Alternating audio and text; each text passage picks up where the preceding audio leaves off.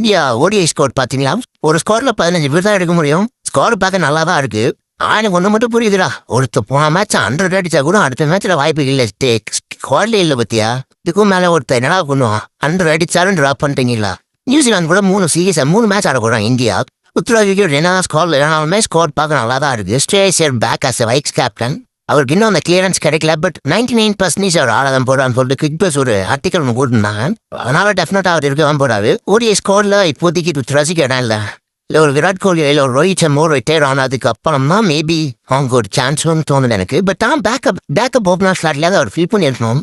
ஜெய்ஸ்வரன் நம்பி போயிருக்காங்க. பட் ஜெய்ஸ்வரன் குத்த சொல்ல முடியாது. 4 ஒரே தான் ஆடி இருக்காரு. அதுலேயும் ப்ரூவ் பண்ணிட்டார். லாஸ்ட் ஒரே மேட்ச்ல ஒரு 100 போட்டு ஸ்கோர்ல அவர் பெருசாக வேற என்ன பெருசாக ஓட்டா இருக்கு அப்படின்னாக்கா ஜடேஜா திரும்ப பேக் வந்திருக்காரு. அக்சர் பட்டேல் அவர் T20 ஆடுறதுனால ரெஸ்ட் பண்ணிடுறாங்களா என்னன்னு எனக்கு கரெக்டாக தெரியல.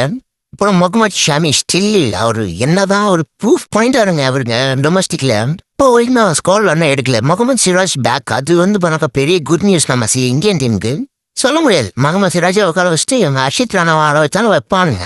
போன சீரியஸ் கேஎல் கேப்டன் பார்க்க சூப்பராக இருந்துடா. இப்படி பண்ணிட்டீங்க கடைசி திரும்ப சுமன்களை கேப்டனாக போட்டு உங்களுக்கு சரி கூட நீங்கள் கேப்டனாக போட்டுருக்கலாமாடா அப்படின்னா.